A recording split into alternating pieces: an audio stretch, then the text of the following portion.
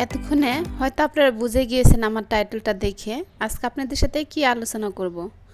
আজকে আপনাদের সাথে শেয়ার করব যাদের অল্প টাকার বিজনেস তাদের জন্যই কিছু কথা। হ্যালো ব্রিয়ান, আসসালামু আলাইকুম। আবারও চলে আসলাম আপনাদের মাঝে নতুন দিনের নতুন আরেকটা লাইফস্টাইলের ডেইলি ব্লগ নিয়ে। আমি নীলা বলছি গাজীপুর থেকে। ছোটো ছোটো অংশ নিয়ে ভিডিওটা সাজাইছি, আশা করি আজকের ভিডিওটা আপনাদের ভালো লাগবে। যে যেখান থেকে বসে আমার ভিডিও দেখতেছেন আল্লাহর অশেষ রহমতে আশা করি সবাই সুস্থ আছেন, ভালো আছেন। আলহামদুলিল্লাহ আমরাও ভালো আছি। তাই ভিডিওটা শুরু করছি সকালবেলা। দেখছেন বাইরে সূর্য উঠতেছে, মানে বিল্ডিংয়ের কারণে সূর্যটা দেখা যাচ্ছে না।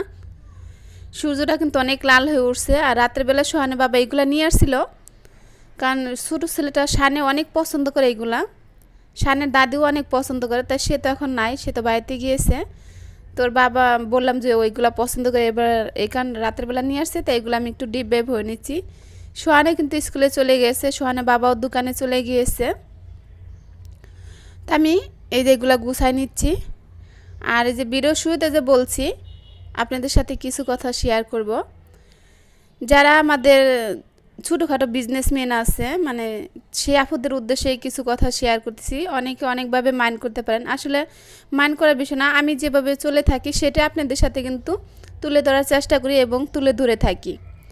যাদের অল্প টাকার বিজনেস তারা যদি মনে করেন যে একটু হিসাব করে চলেন গৃহিণীরা, তাই ওই হাজব্যান্ডের কিন্তু অনেকটাই উপকারে আসে। উপকারে আসে কি, মানে আমাকে সারা মাসের যে বাজার সদাইটা ওটা যদি আমরা এক মাসে না একবার না করে, মানে যে সময় যেটা শেষ হবে ওই সময় ওইটাই নিয়ে আসি, তাই কিন্তু আমাদের ওই টাকাটা কিন্তু বিজনেসে খাটাতে পারবে। বিজনেসে যদি খাটায় তো ওই টাকাটা কিন্তু আমাদের মনে করেন যে 10 টাকা খাটালে যদি আমার 1 টাকা 2 টাকা লাভ হয়, ওটা কিন্তু আমার সংসারের জন্য অনেকটাই উপকারে আসে, তাই না?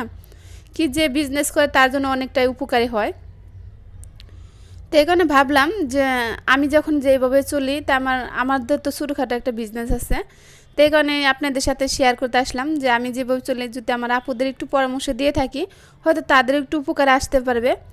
তা আমরা যারা ছোটোখাটো বিজনেসম্যান আছি তারা মাসের বাজারটা একবারে না করে ওই যখন যেটা শেষ হবে তখন ওইভাবে নিয়ে আসলে আমার কিন্তু ওই টাকাটা বিজনেস লাগিয়ে দেবো। কারণ মাসের বাজারটা এনে কিন্তু ঘরেই রাখতে হবে, টাকাটা পুরোটা আটকানো থাকবে। তো এটা না করে আমরা একটু কষ্ট করে একটু বুদ্ধি খাটিয়ে যদি চলি তো ওই টাকাটা কিন্তু আমার বিজনেসে খাটাইতে পারবো। আসলে কে কীভাবে নেবেন আমি জানি না। যদি আমার মানে এই আইডিয়াটা আপনাদের ভালো লেগে থাকে তো অবশ্যই একটা কমেন্ট বক্সে কমেন্ট করে যাবেন। সুন্দর একটা কমেন্ট করলে হয় কি পরবর্তী আরেকটা ভিডিও বানানোর জন্য, মানে পরবর্তী আপনাদের সাথে আরও কিছু শেয়ার করার জন্য মনের ভিতরে একটা আশা জেগে উঠবে। তো এই যে কথা বলতে বলতে আমি ডাইনিং টেবিলটা পরিষ্কার করে নিয়েছি।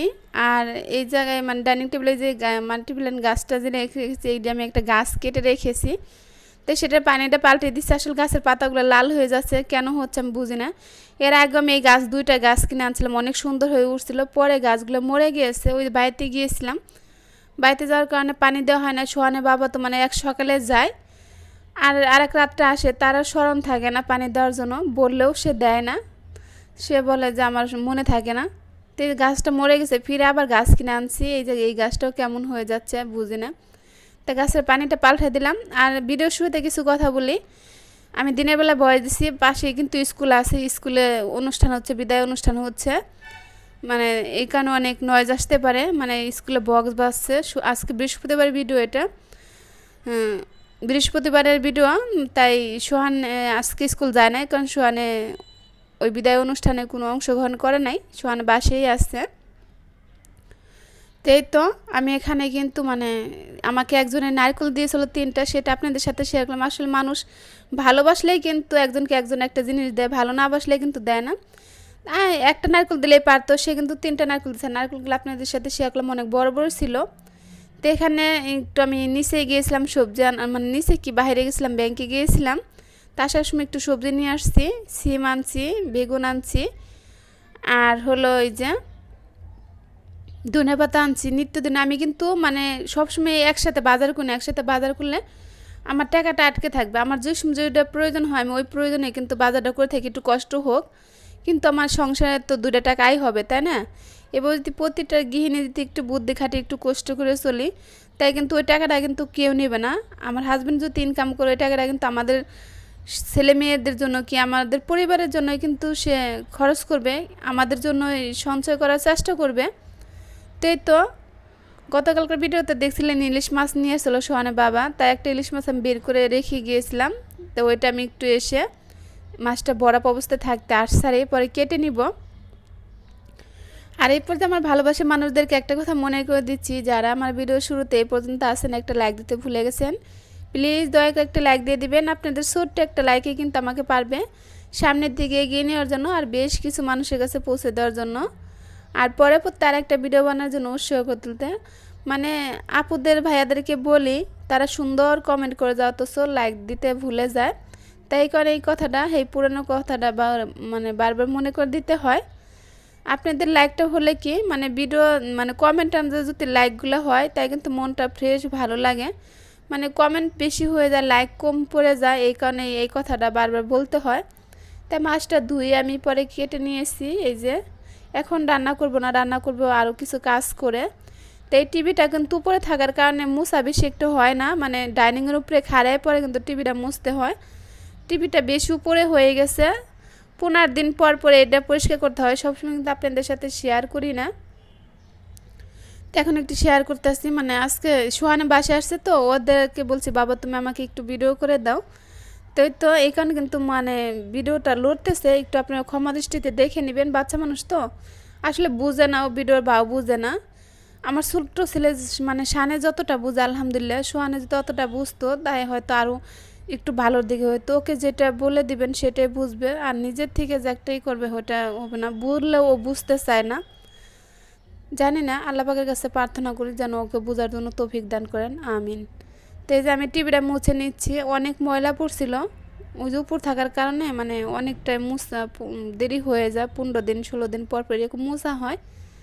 তো আর বাসা বাড়ির ভিতরে মানে রান্না বান্না করি না, ওই ময়লা রান্নার যে ঘরে রান্না হয় কালি হয়, এটা কিন্তু ঘরের এই ফ্যানের তারপরে এই জায়গায় যায় জিনিসগুলো কিন্তু নোংরা হয়ে যায় বেশি।